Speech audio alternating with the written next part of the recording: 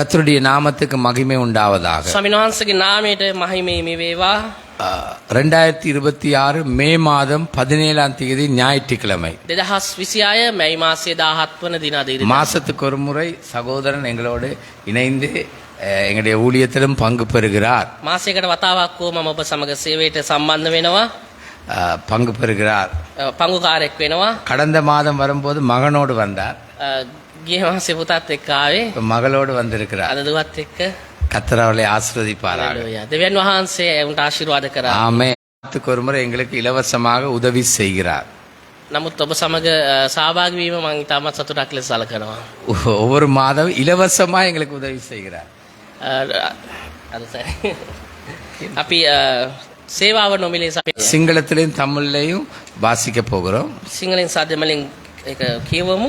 சகோதரன் கோல்டன் கணவர் தமிழிலையும் அவருடைய மனைவி சிங்களத்திலையும் வாசிப்பார்.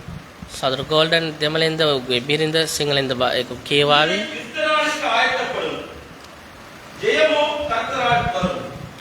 අශ්වය යුද්ධ දවසට සෑදී සිටි එහි ජය පැමිණෙන්නේ ස්වාමින් වහන්සේගේ. எல்லாரும் சேர்ந்து வாசிங்க.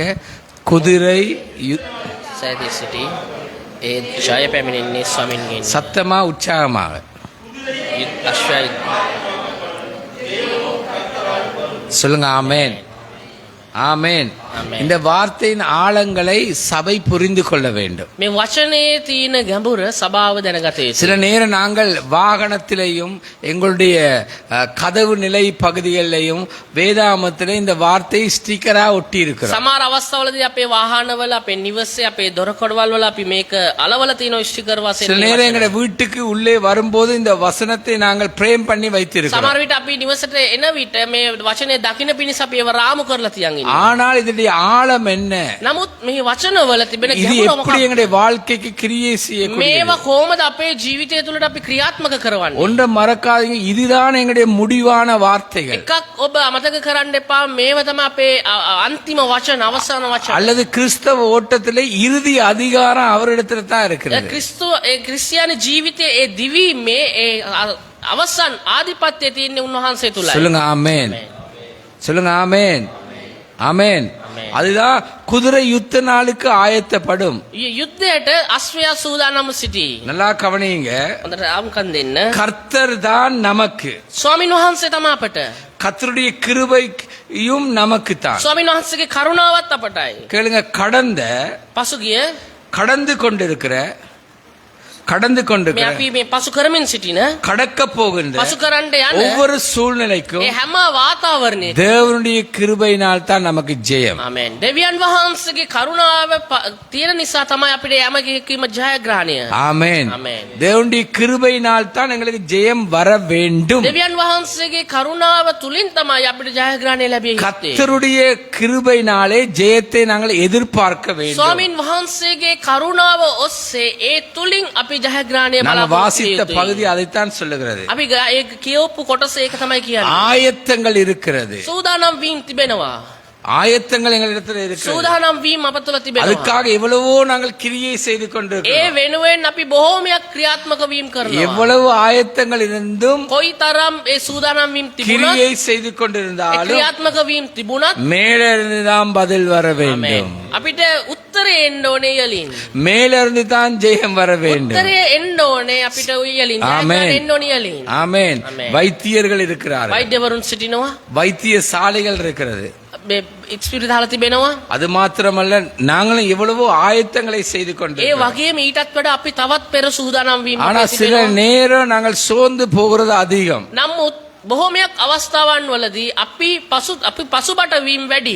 சோர்ந்து போகிறோம், சோம்பேறியாய் மாறுகிறோம். අපි පසුබට වෙනවා, කම්මැලිව වෙනවා. நன்றாய் கவனிங்க. හොඳට අවධානය දෙන්න. ஆயத்தம் எவ்வளவு இருந்தாலும், සූදානම් වීම කොයිතරම් තිබුණත්, எவ்வளவு காத்திருந்தாலும், කොයිතරම් අපි ඒ වෙනුවෙන් රැඳී සිටියත්, சிங்காசனத்தில் இருக்கிற தேவனிடத்திலிருந்து தான் வெற்றி வர வேண்டும், விடுதலை வர வேண்டும். සිංහාසනයේ සිටින දෙවියන් වහන්සේ තුලින් තමයි අපිට ජයග්‍රහණයත් නිදහසත් ලැබිය යුත්තේ. பழைய ஏற்பாட்டு காலங்களிலே පරණ ගිවිසුම් කාලයේදී குதிரையானது பயிர் செய்யக்கு ஆயத்தப்படுத்த இல்ல. මේ අශ්වයාව සීසාන කුඹුර වැඩවලට ඒගොල්ලෝ භාවිතා කරේ නෑ. நல்லா கவனிங்க. හොඳට අවධානය දෙන්න. பழைய ஏற்பாட்டு காலங்கள்ல පරණ ගිවිසුම් කාලේදී குதிரையை பயிர் செய்யக்கு ஆயத்தப்படுத்த இல்ல. අශ්වයන්ව මේ කුඹුර වැඩවලට සීසාන වැඩවලට ගත්තේ නෑ. குதிரைண்டா என்ன?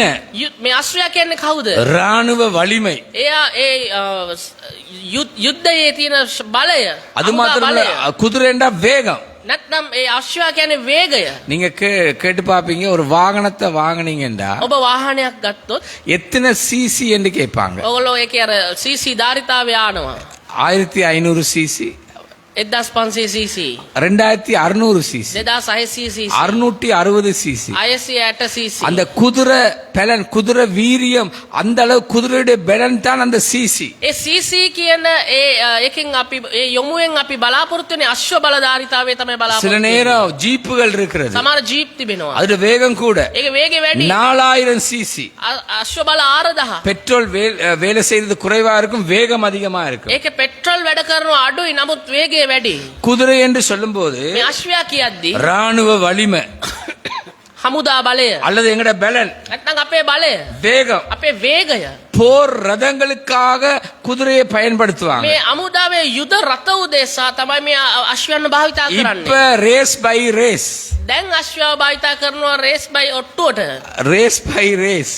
මුදල් ඔට්ටුවට අශ්වයා பாருங்க, அவங்க அந்த அப்பா அம்மா ரேஸ் போடுறவங்க எல்லாம் ஆங்கிலம் படிக்க தேவையே இல்லை. මේ ඔට්ටු දාන අශ්වයන්ට ඔට්ටු දාන තාත්තලට ඉංග්‍රීසි ඉගෙන ගන්න ඕනේ නෑ. காலையிலே போய் உள்ளுக்கு உட்கார்ந்து பேப்பரை பார்த்து கொண்டு என்ன குதிரை பேரண்டு போட்டு கொண்டிருப்பாங்க. ඒගොල්ලෝ උදේම ගිහිල්ලා ඒ ඔට්ටු දාන තැනට ගිහිල්ලා අශ්වයාගේ නම ඉංග්‍රීසියෙන් කියවලා ඒගොල්ලෝ ඔට්ටුව அந்த දානවා. குதிரைக்கு 100 ரூபாய் போட்டா 100 ரூபாய் கிடைக்குங்க. ඒ 100ක් දැම්මොත් එයාට තව දින්නොත් තව 100ක් ஆதாயத்துக்காக இருக்கிறது.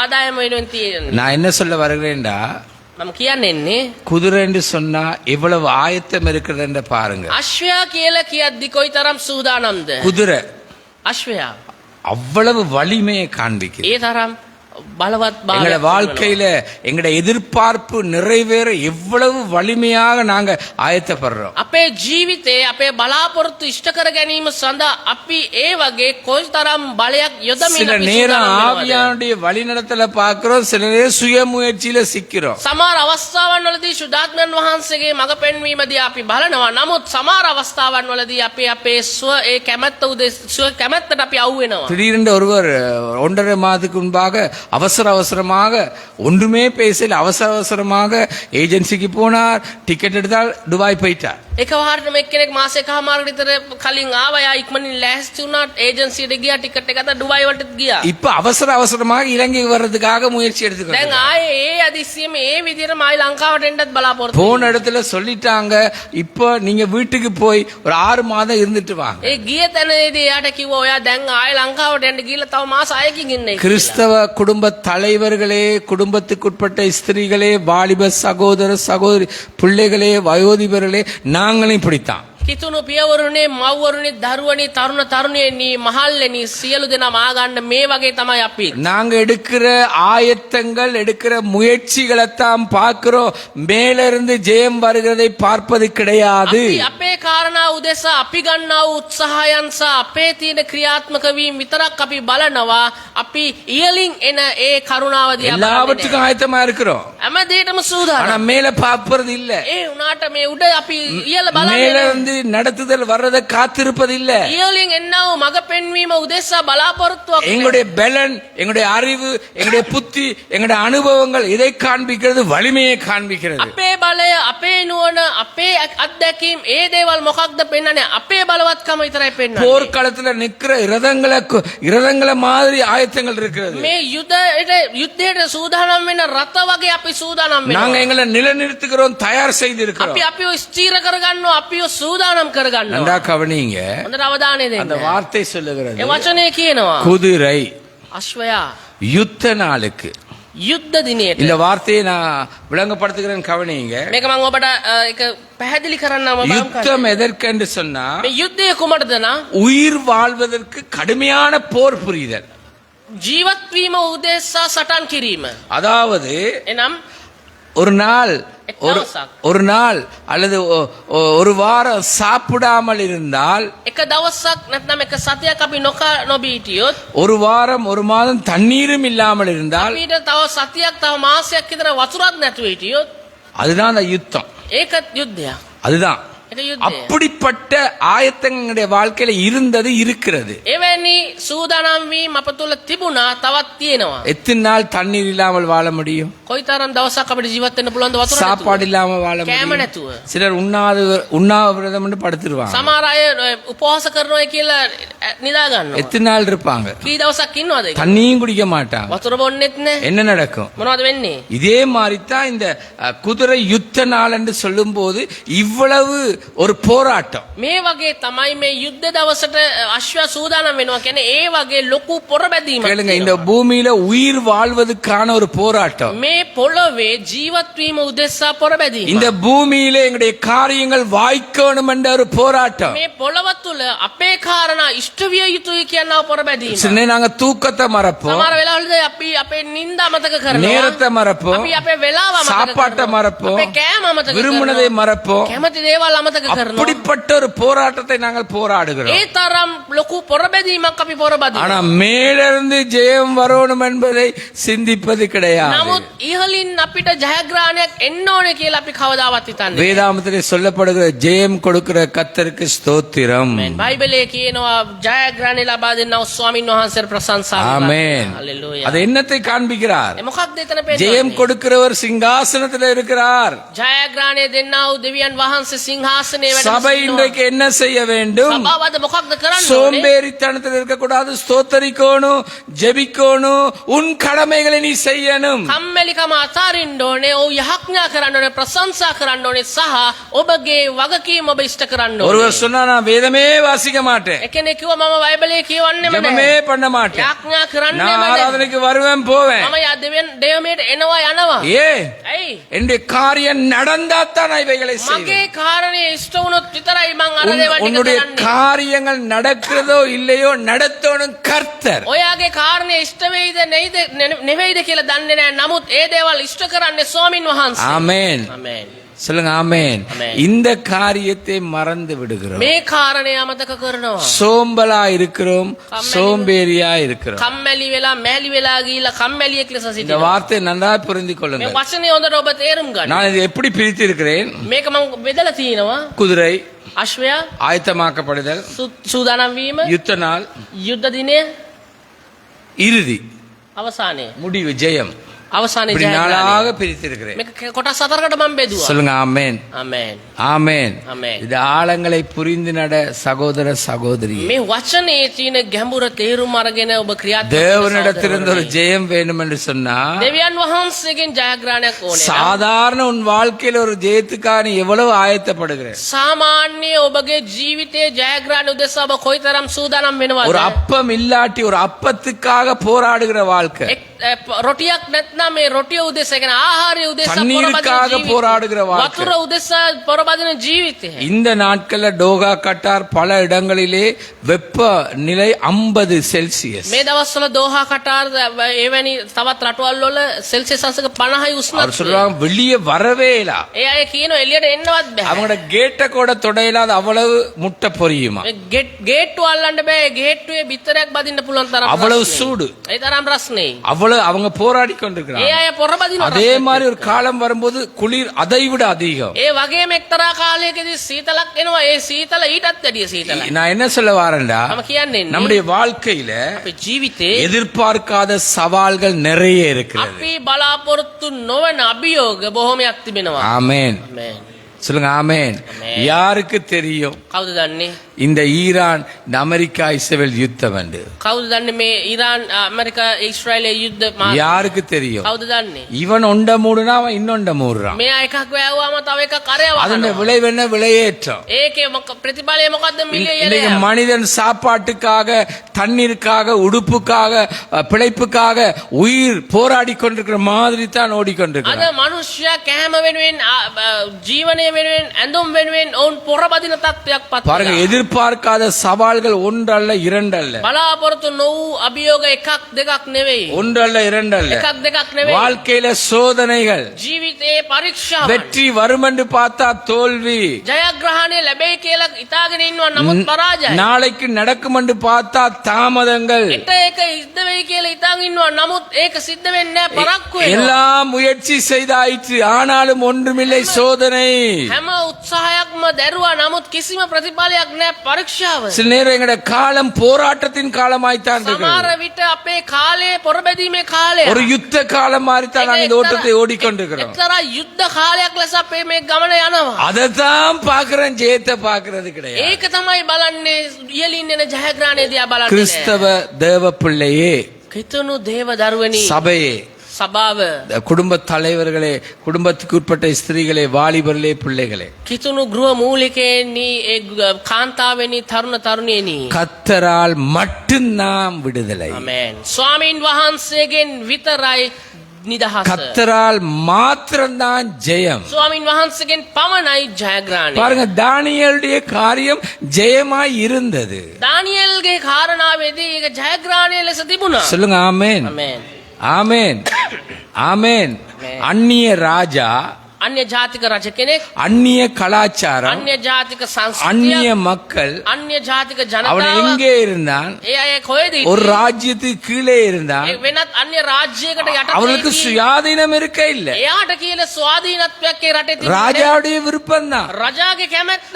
ஆனால் නමුත් அவன் சோம்பேறியாக, சோம்பேறித்தனமா இருக்காம நியாய பிரமாணத்துக்காக வைராக்கியமா இருந்தான். නමුත් මේ දානියෙල් කම්මැලි වෙලා කම්මැලියෙක් ඉදිරි හිටියේ නැහැ. එයා උද්‍යෝගයෙන් එයා ඒ ව්‍යවස්ථාව උදෙසා அந்த ජීවත් වුණා. வேதத்துக்காக வைராக்கியமா ඒ இருந்தான். ව්‍යවස්ථාව උදෙසා එයා ජීවත් இருதயத்துல වුණා. தீர்மானித்தான், අදවත එයා තීරණය කරා. தேவன் தான் என்று அறிந்து கொண்டான். දෙවියන් වහන්සේ තමයි කියලා එයා දැනගත්තා. அவன் ஜெபித்தான். එයා යාචනා கேளுங்க, කළා. ராஜாவுக்கு நம்ப தகுந்தவனாய் இருந்தான். රජතුමාට විශ්වාසවන්තව හිටියා. இருந்த இடத்துல நம்ப தகுந்தவனாய் හිටපු இருந்தான். ස්ථානයට විශ්වාසවන්තව හිටියා. தேவனுக்கு நம்ப தகுந்தவனாய் දෙවියන් இருந்தான். වහන්සේට විශ්වාසවන්තව හිටියා. அவனுக்கோ சிங்கத்தின் கெபி, එයාට සිංහයාගේ ගුහාව ලැබුණේ. சிங்கத்தின் மத்தியிலே அவன் போடப்படுகிறான். එයාව සිංහ ගුහාවේ සිංහයන් මැද්දට එළනු ලැබුවා. அவனுக்கு வந்த முடிவு එයාට ආපු අවසානය மரண போராட்டம்.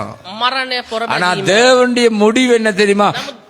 தேவனுடைய முடிவு என்ன தெரியுமா? නමුත් දෙවියන් වහන්සේගේ අවසානය මොකක්ද? ஜெயம் என்ன தெரியுமா? ජයග්‍රහණය මොකක්ද? சிங்கத்தின் வாயை தேவன் கட்டினார். හalleluya. සිංහයාගේ කට දෙවියන් වහන්සේ වැළුවා. ஆமென். ආමේන්. சொல்லுங்க ஆமென். ஆமென். இப்படி எல்லாம் வேதாகமத்துல நாங்க வாசிக்கிறோம். මේ වගේ අපි වචනේ කියවනවා. வாழ்க்கையில நடைமுறையில அவராலே தான் என்று சிந்திப்பதில்லை, சிக்கி விடுகிறோம். මේ වගේ අපි වචනේ කියවනවා. නමුත් අපේ පෞද්ගලික ජීවිතයේ එදිනදා ජීවිතයේ ඒක ක්‍රියාත්මක වෙන්නේ නැතුව கொஞ்சம் අපි ඒවට கொஞ்சமாய் අවුල් தூர போகிறோம். ටිකෙන් ටික අපි පස්සට යනවා. கொஞ்சம் கொஞ்சமாய் தேவனுடைய காரியங்கள் வெறுப்பு வருகிறது. ටිකෙන් ටික අපි දෙවියන් වහන්සේගේ කාරණා වලට ஊழியம் வெறுப்பு, මේ சேவைය ගැන වෛරය. இனிமேல் தேவன் வைத்த கிருபை வெறுப்பு. දෙවියන් වහන්සේගේ කරුණාව ගැන තික්තකම. உங்களை மாதிரி நீங்க சாட்டு சொல்ற ஒரு மக்கள் ඔබ නිදහසර කාරණා කියන ஏதாவது ஒரு சாட்டு சொல்லி கொண்டு தான் இருக்கிறீங்க. මොකක් කර නිදහසර කාරණා. ஒரு நேரம் பசிக்காக யுத்தம் பண்றா எப்படி இருக்கும்?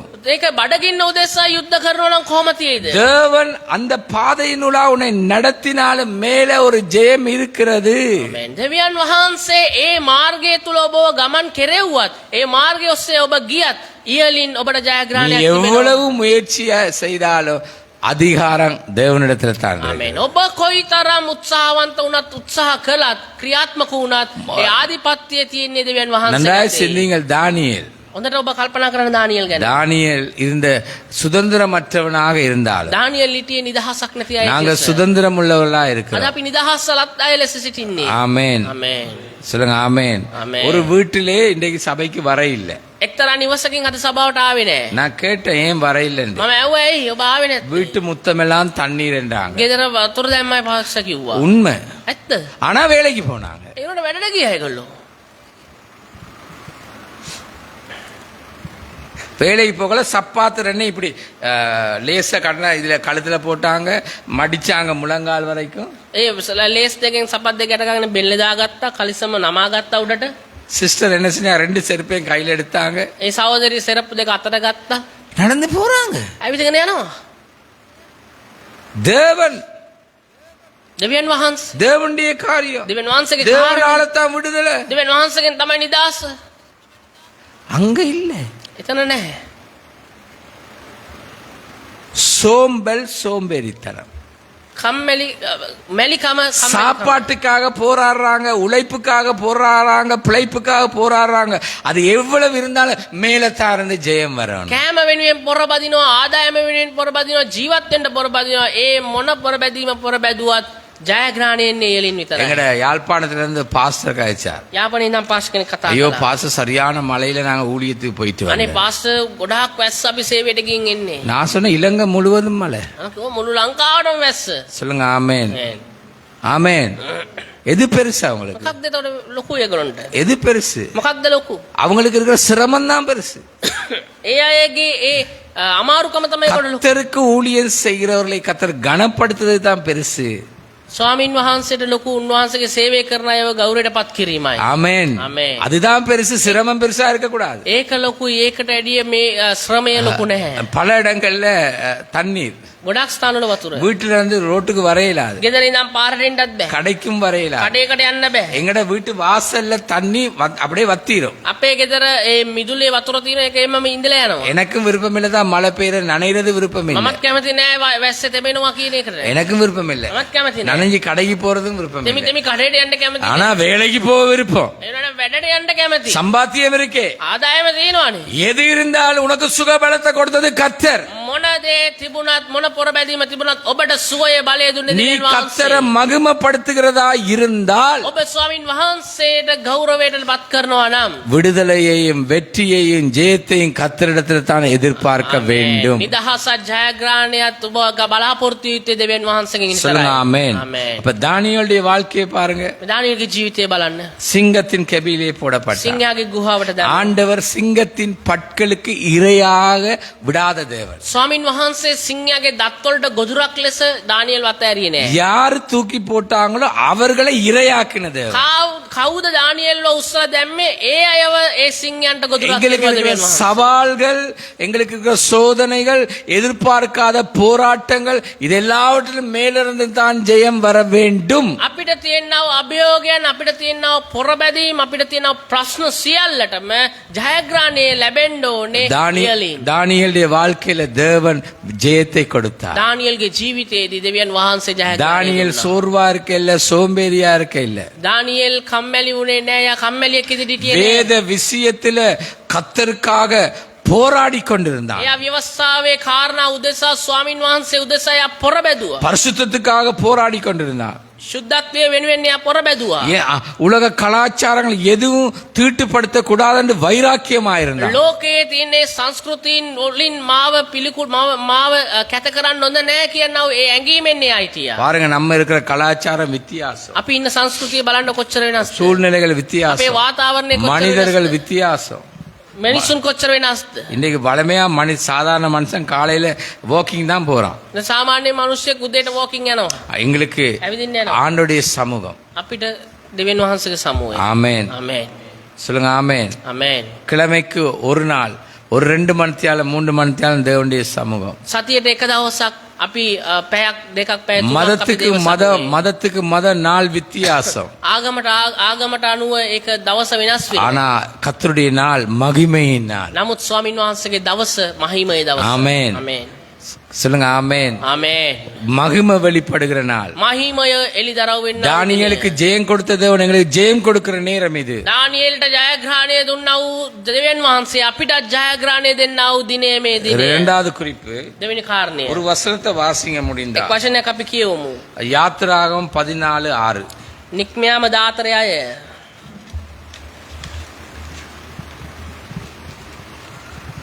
யாத்திராகமம் 14:6. நல்லா கவனிங்க. இந்த பார்வோன் ராஜா, මේ පාරාවෝ රජු ஒரு அதிபதி. අධිපති කෙනෙක්. எகிப்திலே அவன் எழுந்தா மக்கள் எழும்ப வேண்டும். ඊජිප්තුවේ එයා නැගිට්ටොත් මිනිස්සු ඔක්කොම නැගිටින්න ඕන. அதாவது மகா பெரிய ஒருவன். මහා රජ කෙනෙක්, එයා ලොකු කෙනෙක්. அவன் ரதங்களை பூட்டி එයා ඒ රත සූදානම් කරගෙන கேளுங்க, ரதங்களண்டா என்ன? குதிரை, போருக்கு யுத்தத்துக்கு ஆயத்தமாக குதிரைகள் ரதங்களோடு கூட ஜனங்களையும் கூட்டி. මේ රථය කියලා කියද්දී අශ්වයන් ඒ අශ්වයන් යුද්ධයට සූදානම් කරගෙන රථ සූදානම් කරගෙන මිනිසුන්වත් සූදානම් කරගෙන யாருக்கு எதிராக போறார்? කාට විරුද්ධවද මෙයා යන්නේ? தேவனுடைய நீதிமான்களுக்கு எதிராக. දෙවියන් වහන්සේගේ ධර්මිෂ්ඨයන් උදෙසා විරුද්ධව යන්නේ. வாசிங்க. கேளுங்க, 600 ரதம் 600 குதிரை, இல்லாட்டி சில நேரம் 1200 குதிரை. තෝරාගත් රථ 600ක් කියන්නේ එක්කෝ අශ්වය 600 දෙනෙක් ඒකේ ඉන්න ඕනේ. එකා බැගින් නැත්නම් දෙදෙනා බැගින් හිටියොත් 1200ක් ඉන්න ඕනේ. அப்படின்னா அந்த யுத்த வலிமையை பாருங்க. ඒ කියන්නේ යුද්ධයේ ඒගොල්ලෝගේ තියෙන බලවත්කම බලන්න. அவங்க எவ்வளவு ஆயத்தமா இருந்தாங்கன்னு பாருங்க. ඒගොල්ලෝ කොච්චර සූදානම් වුණාද බලන්න. ஆனா பார்வோன் தன்னை கடவுளா நினைத்தான், தன்னுடைய ரதங்கள் குதிரைகள் வீரர்களை கடவுளா நினைத்தான். இஸ்ரவேலோ யெகோவா தேவனை கடவுளா நினைத்தார். එච්චර සූදානම් වුණු පාරාවෝ එයා තමන්ව දෙවියන් ලෙස බැලුවා. එයා එයාගේ රථ දෙවියන් තමාගේ දෙවියන් ලෙස බැලුවා. එයාගේ මිනිසුන්ව දෙවියන් ලෙස බැලුවා. නමුත් ඊශ්‍රායල් ජනතාව දෙවියන් වහන්සේ දිහා බැලුවා. இஸ்ரவேல் ஜனங்கள் விசுவாசிச்சாங்க. ඒ ඊශ්‍රායල් ජනතාව ඒගොල්ලෝ ඇදහැව්වා. ஆனா பயந்தாங்க. නමුත් බය වුණා. சில நேரம் இந்த விசுவாச ஓட்டத்துல எங்களுக்கு விசுவாசம் இருக்கு, எங்களுக்கு ஏற்பட்ட அந்த யுத்த போராட்டம், யுத்த வலிமை, எங்களுக்கு ஏற்பட்ட வாழ்க்கையில நடந்த காரியங்கள்ல சிலனே நாங்க பயந்து இருக்கலாம். සමහරක් වෙලාවලදී අපේ ජීවිතේ සිද්ධ වුණා වූ කාරණාවලදී මේ අපේ තියෙන බලයේදී මේ පොරබැදීමේදී අපි බය වෙන්න ඇති. நன்றா கவனிங்க. හොඳට අවධානය நம்முடைய දෙන්න. வாழ்க்கையில ஏற்பட்ட காரியங்களை எங்களை பயத்தை கொண்டு வந்திருக்கலாம். අපේ ජීවිතේ සිද්ධ වුණා වූ දේවල් නිසා අපිට බය දැනෙන්නේ. நாளைக்கு என்ன, එට මොනවද? இனி வரும் நாட்கள் என்ன, ඉදිරි දවස්වලදී මොනවද? எப்படி நாங்கள் இந்த ஓட்டத்தை ஓட කොහොමද போறோம்? අපි මේක දිවන්නේ? நீங்க விசுவாசிக்கிறத தேவன் காண்கிறார். ඔබ අදහැන දේ දෙවියන් වහන්සේ දකිනවා. ஆமென். ආමේන්. சொல்லுங்க ஆமென். ஆனா பார்வோனுடைய சேனை, பார்வோன் இருந்தவங்க தேவனை விசுவாசிக்க. නමුත් පාරාවගේ සේනාව ඒ පාරාවත් එක්ක හිටපු මිනිස්සු දෙවියන් වහන්සේව විශ්වාස කරනවා. உலகம் கடவுள் என்று ஒருவர் இருக்கிறான்னு நம்புறாங்க. ලෝකය දෙවියන් වහන්සේ කියලා කෙනෙක් ඉන්නවයි කියලා විශ්වාස කරනවා. கேளுங்க, நம்முடைய ஆண்டவர் இந்த பூமியில நமக்காக பிறந்து நன்மை செய்து மரித்து 3ஆம் நாள்ல உயிரோடு எழுந்த கர்த்தர். අපේ දෙවියන් වහන්සේ මේ ලෝකෙට ඇවිත් අපි වෙනුවෙන් ඉපදී ජීවත් වෙලා මිය ගොස් නැවත මරණයෙන් උත්තාන වූ දෙවියන් වහන්සේ. கரங்களை தட்டி தேவனை மகிமைப்படுத்துங்க. அவர் உயிர் தெழுந்தவர் என்றபடினால தான் நாங்க இந்த இடத்துல இருக்கிறோம். උන්වහන්සේ මරණයෙන් උත්තාන වුණ නිසා තමයි අද අපි මේ ස්ථානයේ திரும்பவும் සිටින්නේ. சொல்லுகிறேன், அவர் உயிர் தெழுந்த கர்த்தர் இருக்கிறபடினால தான் இந்த இடத்துல நாங்க අපි இருக்கிறோம். නැවතත් කියනවා උන්වහන්සේ මරණයෙන් උත්තාන වුණ නිසා තමයි අද මේ ස්ථානයේ අපි சொல்லுங்க සිටින්නේ. ஆமென். ආමේන්. அவர் உயிர் தெழுந்தவர், උන්වහන්සේ උත්තාන වුණා වූ දෙවියන් වහන්සේ. கல்லையும் மண்ணையும் உண்டாக்கினவர், උන්වහන්සේ ගල් පස් මැව්වා වූ දෙවියන් වහන්සේ. மனுஷனை தமது சாயலாக உண்டாக்கினவர். මනුෂ්‍යයන්ව තමන්ගේ ස්වරූපයෙන් මැව්වා වූ දෙවියන් மனுஷன் වහන්සේ. கீழ்ப்படியாமல் பாவத்துக்குட்பட்டபடினாலே தன்னையே சிலுவையில பலியாக்கினவர். මනුෂ්‍යයා අකීකරු වෙලා පාපයට ගොදුරක් වුණ නිසා තමන්වම පූජා කරපු දෙවියන් වහන්සේ. ஆமென். ආමේන්. அவர் உயிருள்ள கர்த்தர், උන්වහන්සේ ජීවන වූ දෙවියන් உயிரோடு වහන්සේ. எழுந்த கர்த்தர், ඒ මරණයෙන් නැගිට්ටා වූ දෙවියන් வந்து වහන්සේ. எங்களை சேர்த்துக் கொள்ள போகிற கர்த்தர். නැවත පැමිණ අපිව එකගෙන යන්න වූ முதலால் දෙවියන් වහන්සේ. தானியேலுடைய வாழ்க்கையில ஜெயத்தை கொடுத்த கர்த்தர். මේ වගේම දානියෙල්ගේ ජීවිතයට ජයග්‍රහණය දුන්නා වූ அவன் දෙවියන් ஆவிக்குரிய வாழ்க்கையில சோம்பேறியா இராமல் அவன் நியாயப்பிரமாண வைராக்கியம் கொண்டு தேவன் வெற்றியை எதிர்பார்த்தான். එයාගේ ආත්මික ජීවිතය මැලි නොවි කම්මැලි නොවි එයා දෙවියන් වහන්සේ තුලින් ජයග්‍රහණ ලබා ගත්ත කෙනෙක්. எகிப்தில இந்த பார்வோன் சேனை குதிரை ரதங்களோடு இஸ்ரவேல் ஜனங்களுக்கு எதிராக புறப்பட்டான். මේ ඊජිප්තුවේ පාරාවෝ රථ අශ්වයන් සේනාවන් සමග ඒ ඊශ්‍රායල් වරුන්ට විරුද්ධව එයා ගමන් කළා. சத்துரு பார்வோன் மாதிரி தான் கடினப்பட்ட எங்களுக்கு எதிராக இருக்கலாம். සතුරා පාරාවෝ වගේ එයත් දැඩි වෙලා අපිට විරුද්ධව ඉන්නවා වෙන්න இந்த පුළුවන්. பார்வோன் மந்திர தந்திர சூனியங்கள்ல பலன் கொண்டவன். මේ පාරාවෝ කියන්නේ මන්ත්‍ර ගුරුකම් වලින් බලවත්ම කෙනෙක්. ஆனால் தேவன் மந்திரங்களை உடைக்கிற கர்த்தர். ආමේන්. නමුත් දෙවියන් වහන්සේ මන්ත්‍ර ගුරුකම් සියල්ල කඩන්න மந்திர சூனியங்களை அழிக்கிற கர்த்தர். මන්ත්‍ර ඕනියන් ඒ දේවල් කඩන නැති කරන பிசாசின் දෙවියන් கிரியைகளை அழிக்கிற ඒ கர்த்தர். යක්ෂයාගේ පිල්ලි ඒ සියල්ලක්ම කඩන දෙවියන්. ஆமென். ආමේන්. ஆனால் இஸ்ரவேல் ஜனங்களோ ஆண்டவரை நம்பி இருந்தார்கள். ඒ මොනවා වුණත් ඊශ්‍රායල් මිනිස්සු දෙවියන් වහන්සේ කෙරෙහි ඇදහිලා. அவங்க பயந்தாங்க, ඒ බය වුණා. ஆனா பின்வாங்க இல்ல. නමුත් පසුබට උනේ නෑ. இதுதான் நம்முடைய வாழ்க்கை. මේක තමයි අපේ ජීවිතය. ஜெயம் நமக்கு இருக்கிறது. ජයග්‍රහණය අපිට තියෙනවා. எங்களை அழிக்க நினைக்கிற சாத்தாண்ட கிரியைகளை அழிக்க வல்ல கர்த்தர் நம் மத்தியில உலாவுகிறார். අපිව විනාශ කරන්න ඉතන යක්ෂයාගේ සියලු බලකොටු කඩන්න දෙවියන් වහන්සේ සූදානම්ව සිටිනවා. ආමේන්. எங்களுடைய பாவங்கள் சாபங்கள் சிலுவையில அவர் சுமந்துட்டார், அழிச்சிட்டார். අපේ පාපයන් අපේ ශාපයන් උන්වහන්සේ කුරුසියේදී උන්වහන්සේ දරාගත්තා. ඒවා අපෙන් නැති எங்களோட කෙරුවා. வாழ்க்கையில பாவம் சாபம் இல்ல, நாளாந்தம் பரிசுத்தப்பட வேண்டியவளா අපේ ජීවිතය තුළ දැන් පාපේ ශාපේ නැහැ. අපි දිනපතා පවිත්‍ර වීම சொல்லுங்க ஆமென். තිබිය යුතුයි. தானியேலுக்கு ஜெயத்தை கொடுத்தார். දානියලට ජයග්‍රහණය දුන්නා. இஸ்ரவேல் ஜனத்துக்கு தேவன் என்ன தெரியுமா செய்தார்? ඉස්රායල් ජනතාවට දෙවියන් වහන්සේ මොනවද දන්නවද? யாத்திராகமம் 15:25 வாசிங்க. අපි කියවමු නික්මයාම 15:25.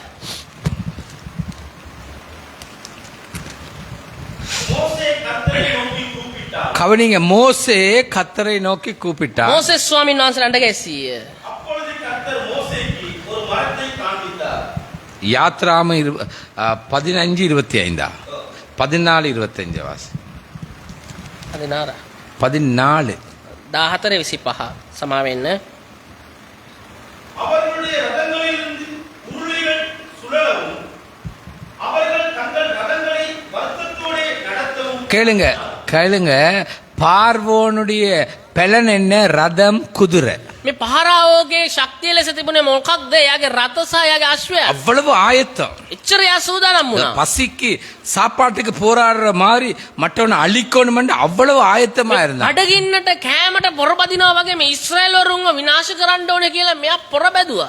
இஸ்ரவேல் ஜனங்களிடத்துல என்ன இருந்தது? ඉස්රායල් වරුන්ට මොනවද තිබ්බේ? கர்த்தர் மாத்திரம் அவர்களோடு இருந்தார். ආමේන්. ස්වාමින් වහන්සේ විතරයි එයා එක්ක ආමේන්. හිටියේ. ආමේන්.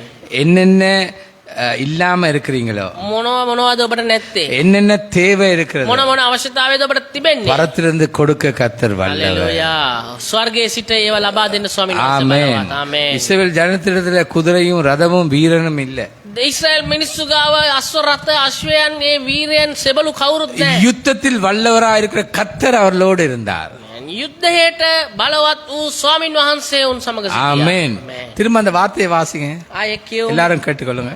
அவர்களுடைய ரதங்களிலிருந்து உருளைகள் சுழலவும். கேளுங்க, என்ன பாருங்க, ஒரு விளையாட்டு காரியம் மாதிரி. මේක නිකන් සෙල්ලමක් වගේ. ஆண்டவருடைய வேலையை பாருங்க. දෙවියන් වහන්සේගේ වැඩේ බලන්න. என்ன செய்கிறார்? මොනවද කරන්නේ? அவங்களுடைய குதிரை ரதங்களுடைய அந்த என்ன உருளைகளை என்ன செய்கிறார்? நேரா ஓட விடாம கிரியை செய்கிறார். ඒ අශ්ව රථවල තිබෙන රෝද කෙලින් යන්න බැරි වෙන විදිහට ඒවා ඇල කරනවා. நீங்க வர்ற வாகனம் ඔබ එන වහනය பெச்சாயிட்டுன்னு சொன்னா, පැච් එකක් ගියා නම් அல்லது ஏதாவது ஒரு பழுது ஏற்பட்டு இருந்தா, නැත්නම් මොකක් හරි දෝෂයක් තිබුණොත් நேரா போறவா இப்படி இப்படி தான் போகும். කෙලින්ම යන්න නැතුව මේ எங்கேயாவது போய் முட்டை பார்க்கும். ඔය හරි ගිහිල්ලා ඇප්පෙන්න බලන්න. கேளுங்க, ஆண்டவர் என்ன செய்யறாருன்னு பாருங்க. ස්වාමීන් වහන්සේ කරන්නේ මොකක්ද කියලා. ஆண்டவரால என்ன செய்ய முடியாதுன்னு ස්වාමීන් பாருங்க. වහන්සේට මොකක්ද කරන්න පුළුවන් அவருக்கு කියලා. எல்லாம் முடியும் என்பதை பாருங்க. උන්වහන්සේට මොනවද කරන්න පුළුවන් කියලා. ஆமென் ආමේන්. ஆமென். ஆமென். வேறொருத்தர் மேல இருந்து கல்லையாவது வீசுவாங்க. වෙන කෙනෙක් නම් උඩ ඉඳන් ගල් වට.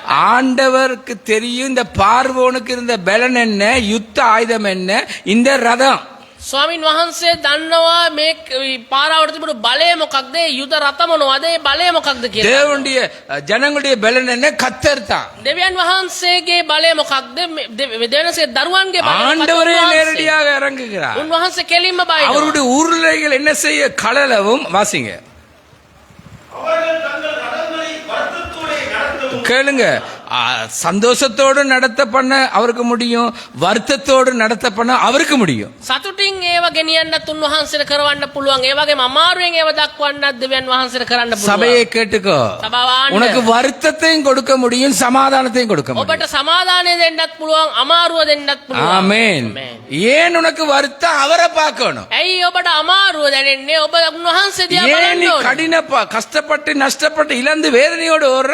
அவரை பார். ඇයි ඔයා වේදනාවෙන් පාඩු ලබමින් දුක් විඳින්මින් ඉන්නේ? උන්වහන්සේ දිහා බලන්න පිට. பார்வோனுடைய இருதயத்தை கடினப்படுத்துறது கர்த்தர். පාරාවෝගේ හදවත දැඩි කෙරුවේ ස්වාමින් වහන්සේ. சில நேரம் சிலருடைய இருதயங்களை கடினப்படுத்துறது கர்த்தர். සමහර වෙලාවවලදී සමහර අයගේ හදවත් දැඩි කරන්නේ ස්වාමින් அவருக்கு වහන්සේ. கடினப்படுத்த முடியும், இலகுவாக்கவும் முடியும். උන්වහන්සේට දැඩි කරන්නත් පුළුවන්, ඒව සුමට කරන්නත් நீ கடந்து පුළුවන්. போற சூழ்நிலையில உன்னை நடத்தி வந்தவர் உனக்கு எதற்காக அனுமதித்தார், ஏன் அனுமதித்தார், கத்தரே உற்று நோக்கி பார். ඔබ යන්නා වූ වාතාවරණයේදී ඔබට මේකයි අනුමත කරලා තිබෙන්නේ මොකක් මොන කාරණයක්ද කියලා දැනගන්න ඕන නම් දෙවියන් වහන්සේ දිහා இன்னைக்கு බලන්න. சபைக்கு கத்தர் யாருன்னு தெரியாது. අද සභාවට ස්වාමින් වහන්සේ කවුද කියලා நீதிமானுக்கு கத்தர் யாருன்னு தெரியாது. ධර්මිෂ්ඨයාට දන්නේ නැහැ ස්වාමින් වහන්සේ කවුද කියලා. ஜெயந்தான் கத்தரால வர வேண்டும் என்று அவருக்கு தெரியுது இல்ல. ජයග්‍රහණය නම් ඒක ස්වාමින් වහන්සේගෙන් තමයි එන්න ඕනේ කියලා එයා දන්නේ නැහැ. எனக்கு இந்த இடத்துல நிற்கும் போது ஒரு காரியத்தை சொல்லுகிறேன். මම මේ ස්ථානයේ ඉන්න වෙලාවේ මේ දැන් කාරණයක් කියන්න. நான் வேதாம் பாடசாலையில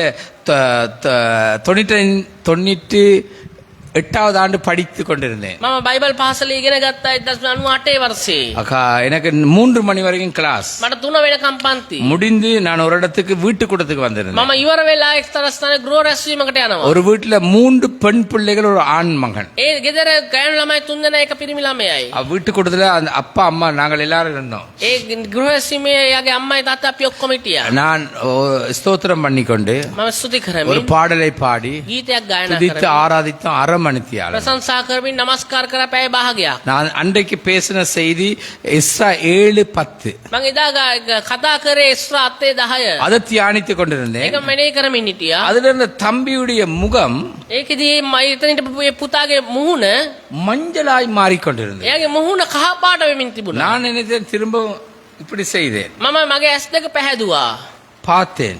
ආයෙ බැලුවා. அவன் என்னுடைய முகத்தை பார்த்தான். එයා මාදියා බලන් அவனால இருக்க முடியல, එයාට ඉන්න බෑ. ஒன்னும் செய்ய முடியல. මොකක්වත් කරන්න தாய் தகப்பனுக்கு சொல்லாமலும் இருக்கிறான். මේ අම්මා තාත්තට කියන්නෙත් ஒரு නෑ. ஒரு இதை விட மஞ்ச கலராக உடம்பு மாறிட்டு. එයාගේ මේ මුහුණ මේ ඇඟ මේ කහ පාටට ඇඩිය அந்த நேரம் ලොකුට அவன் පෙනුණා. மம்மி என்ன செய்ய அப்படி கைய பிடிச்சு ඒතර එයාගේ අම්මා මෙයාගේ අත අල්ලලා என்ன புத்தாண்டு கேட்டா. ඇයි පුතේ කියලා ඇහුවා. என்ன இப்படி மஞ்சளா இருக்கு? ඇයි මෙහෙම කහ පාට වෙන්නේ කියලා. எனக்கும் அதிசயம். මමත් ඒක මනත් පුදුමයි. அவங்களாலும் புரிந்து கொள்ள முடியல, என்னாலும் புரிந்து கொள்ள முடியல. කාට තේරුම් ගන්න බැරි වුණා. அப்ப ஆண்டவர் சொன்னார், ස්වාමීන් වහන්සේ කිව්වා கேளுங்க, நீங்க எல்லாம் போராடுவீங்க. ඔබ ඔක්කොම පොරබදිනවා. போராடுவீங்க, පොරබදිනවා. அதாவது மரண போராட்டத்தை சந்திப்பீங்க. මරණීය පොරබැදීම ඔබ අනිවාර්යෙන් என்னுடைய நோக்கத்தின் நிமித்தம், මගේ අරමුණ උදෙසා என்னுடைய சித்தத்தின் நிமித்தம் මගේ කැමැත්ත උදෙසා நான் ஒரு விடுதலையை கொடுப்பேன். මම කැමැත්ත ඌට සුවය දෙනවා. கூட்டம் முடிந்து நான் கேக் டீ எல்லாம் குடித்து நான் வீட்டுக்கு මේ போயிட்டேன். රැස්වීම ඉවරලා මම තේ බීලා කේක් කාලා ගියා. இரவு ஒரு 10:10 இருக்கும். රෑ 10 අමාර විතර கால் பண்ணாங்க. මට කෝල් කරා. என்னன்னு கேட்டேன். මොකද කියලා ரத்தமா மகன் கக்குறானா. එයා ලේ වමනේ කරනවලු. நான் மோட்டார் சைக்கிள் எடுத்து நான் போனேன் வீட்டுக்கு. මම මගේ බයික් එක අරගෙන ගියා. அவனோட வாயுடு திறந்தா ඒ කට ඇරියම ரத்தம் கட்டி கட்டியா கொட்டுது. ලේ කැට කැට එයාගේ වැටෙනවා. Blood cancer. එයාට ලේ පිළිකාවක්. யாருக்கும் தெரியாது. අවුරුදු දන්නේ නැහැ. அவ்வளவு நாள் இருந்ததும் தெரியாது. එච්චර දවසක් ඒක එයාගේ ඇඟ තුල තිබුණා කියලා දන්නෙත් නැහැ. எனக்கு அந்த அவனை பார்க்கும்போது பரிதாபமா இருக்கு. මං මට යාදියා බලනකොට හරිම අනුකම්පා සාගත அவன் වුණා. கிட்ட போயில அது ரத்த வாட வருது. එයාගේ ළඟට යන්න බෑ ලේ සුවඳ එනවා. ஐக்கியால தொடச்சி ஜெபம் பண்ணி நான் வந்துட்டேன் வீட்டுக்கு. ඒ ලේන්සුවේ මං එයාගේ කටෝ அடுத்த කොම්බින நாள் යාත්‍රා ஹாஸ்பிடல் கொண்டு කළා. போயிட்டாங்க. ඊළඟ දවසේ ස්පිරිතාලේ டாக்டர் ගෙනිච්චා. கேட்டிருக்கிறார், கிட்டத்தட்ட 1.5 வருஷமா இவனுக்கு இந்த இது இருந்திருக்கே உங்களுக்கு தெரியாதா? ඩොක්ටර් අහලා තිනා අවුරුදු එකමාරක් විතර මෙයාට මේක තිබිලා තිනවා ඔයා දන්නේ නැද්ද කියලා. இலங்கையிலே வல்லமையாய் பாவிக்கப்படுகிற பெரிய தீர்க்கதரிசிகள், ලංකාවේ ලොකුවට පාවිච්චි වුණා අනාගත වක්තෘ. மேய்ப்பர்கள் එඬේරුන්. எல்லாருக்கும் கால் பண்ணாங்க. හැම කෙනෙක්ටම මේ எல்லாரும் வந்து ஜெபிச்சாங்க. හැමෝම ඇවිත් යාත්‍රා நானும் කළා. போய் ஜெபம் பண்ணேன். මමත් ගියා යාත්‍රා கேளுங்க, කරන්න. ஒவ்வொரு ஞாயிற்றுக்கிழமையும் හැම ඉරිදම வைத்தியரிடத்துல உதவி கேட்டு அவனை இங்க சேர்ச்சை கொண்டு, இங்க அல்ல சேர்ச்சை கொண்டு வருவான். එයා ඒගොල්ලෝ එයා වෛද්‍යවරුන්ගෙන් ආලා ඒගොල්ලෝ චර්ච් එකට ගේනවා. அவன் ரத்தத்தை கொட்டுவான். එයා නිතරම ලේ වමනේ அது කරනවා. பிற டாக்டர் எழுதிட்டார், இவனை வீட்டுக்கு கொண்டு போவார், அது சேர்ச்சை கொண்டு போவார். ඊට පස්සේ ડોක්ටර් ලිව්වා ආයේ මෙයාව ස්පිතාලෙන් එළියට ගෙනියන්න එපා කියලා. வைத்தியசாலையில இருந்தான். ස්පිතාලෙට கேளுங்க, அவனோட அம்மா அப்பா 3 சகோதரங்களும் ஆராதனை 8 மணிக்கெண்டா 6 மணிக்கே வந்து அழுது அழுது அழுது அழுது கொண்டே இருப்பாங்க. එයාගේ අම්මා තාත්තා සහෝදරියන් 3 දෙනාම දේවමේ 8ට නම් උදෑසන 6ටම ඇවිල්ලා යන්නමින් அழுவாங்க, අය වෙනුවේ அழுவாங்க, අඬනවා. மயங்கி விழுவாங்க, ඒගොල්ලෝ සිහිය නැති වෙලා அழுது වැටෙනවා. ஜெபம் பண்ணுவாங்க. අඬලා இப்படி යාත්‍රා 3 மாதங்கள். මේ මාස 3ක්. சொல்லுங்க ஆமென். හalleluya. ஆமென். ආමේන්. அதிசயமா அந்த மகனுக்கு கேன்சர் சுகமானது. හාස්කමක් ලෙස ඒ පුතාට ඒ எனக்கு පිළිකාව தெரிஞ்ச වුණා. அளவுல ஒரு ஆங்கில சேவிஸ்ல அவன் பிரசங்கிச்சான். මම දන්න විදිහට එයා එක්තරා ඉංග්‍රීසි දේවමයක දේශනා කළා. இப்ப பிரசங்கிக்கிறானா அல்லது வியாபாரம் செய்யறான் பிரசங்கிக்கிறானான்னு எனக்கு தெரியாது. ஆனா Facebookல படம் சாப்பாட்டு படங்கள் வந்து கொண்டே இருக்கு. දැන් එයා දේශනා කරනවද කියලා මම දන්නේ නැහැ. නමුත් එයාගේ Facebook කිනුමේ කෑම සම්බන්ධව වීඩියෝස් மை ஸ்வீட்டி வைஃப்னு போட்டிருக்கும். මගේ ආදරණීය බිරිඳ කියලා மை දාලා තියෙනවා. Sweetie children. මගේ ආදරණීය දරුවන් කියලා තියෙනවා. ஏதாவது ஒரு ஹோட்டல்ல சாப்பாடு. කොයි හරි හොටල් එක කෑම. நல்லா கேளுங்க. ஜெயம் கத்தரால் வந்துச்சு. ජයග්‍රහණය දෙවියන් වහන්සේගෙන් ආවේ. ஆமென். ආමේන්. அவன் கத்தருக்கு ஜெயமா இருக்கிறானா என்பது பெரிய එයා දෙවියන් වහන්සේට ජයග්‍රහණවත් සිටනවද කියලා දන්නේ නැහැ. அதாவது கோடிக்கணக்கான சொத்துள்ள வாகனங்கள் உண்டு. කෝටි ගණන් දේපල තියෙනවා වාහන තිබෙනවා. கோடிக்கணக்கான சொத்துல வீடுகள் உண்டு. කෝටි ගණන් වල දේපල නිවාස තිබෙනවා. கத்தரோடு இருக்கிறானா தெரியாது. නමුත් ස්වාමින් වහන්සේත් එක්ක ඉන්නවද நான் කියලා அம்மாட்ட காய்ச்ச மம்மி என்னன்னு கேட்டேன். මම එයාගේ අම්මගෙන් ඇහුවා අම්මේ මොකද කියලා. என்னண்டு அவங்க எல்லாம் வளர்ந்துட்டாங்க புத்தா, அவங்க எல்லாம் பிள்ளைகள் பெற்றுட்டாங்க புத்தா, இல்ல என்ன செய்யறது புத்தாங்கிறாங்க. ඒ අය ඇදුනා පුතේ කියලා කියනවා. அந்த 3 மாதங்களும் ஒரு ஹோல்ல ஆராதனை அந்த அம்மா 8 மணி 6 மணிக்கு வந்து தங்கச்சி அக்காமாரோட அழுது அழுது மயங்குவாங்க. ஆராதனைக்கு தடையா இருக்கும். ඒ මාස 3ේදී අම්මා උදෑසනම ඒගොල්ලෝ අනිත් දමයින්ත් එක්ක ඇවිල්ලා අඬ යාඥා කරමින් සිය නැතුව වැටෙනවා. ඒ අයම දේවමයටත් බාධාවක්. அவனை Facebookல பார்க்கும்போது அவனோட வாயை திறந்து வந்த ரத்தத்தை தான் எனக்கு ஞாபகம் வரும். එයාගේ Facebook ගිනුම බලද්දි මට මතක් වෙන්නේ අර කටින් ලේවමන கர்த்தர் அற்புதம் செய்தார். ස්වාමින් වහන්සේ ආස්කම්. ஆமென். ආමේන්. சொல்லுங்க ஆமென். ஆமென். ஜெயம் கர்த்தரால் வந்துச்சு. ජයග්‍රහණය දෙවියන් වහන්සේගෙන් ආවා. ஆனா அந்த கர்த்தருக்காக ஜெயத்துக்காக வாழ்றானா? නමුත් ඒ ස්වාමින් වහන්සේ උදෙසා ඒ ජයග්‍රහණය උදෙසා වූ ජීවත්. தேவன் கொடுத்த சுகபலன், දෙවියන් වහන්සේ දුන්නා වූ සුවය බලය. தொழில் ஐஸ்வர்யம், ඒ රැකියාවේ நன்மைகள், கிருபைகள், යහපත්කම කරුණාව. இதெல்லாம் இருந்து நீ எவ்வளவு ஆயத்தமா இருந்தாலும் கர்த்தரிடத்துல எல்லாவற்றையும் எதிர்பார்க்கிறாயா? கர்த்தரையே நோக்கி பார்க்கிறாயா? මේ හැමදේම තිබිලත් ඔබ දෙවියන් වහන්සේගෙන් බලාපොරොත්තු වෙනවද? දෙවියන් වහන්සේ තුළ යැපෙනවද? උන්වහන්සේ දිහා බලනවද? கர்த்தருக்கே துதி மகிமை. ආමේන්. ස්වාමින් වහන්සේට நாங்கள் ප්‍රශංසා. யாவரும் எழுந்திருப்போம். අපි සියලු දෙනාම නැගිට සිටිමු.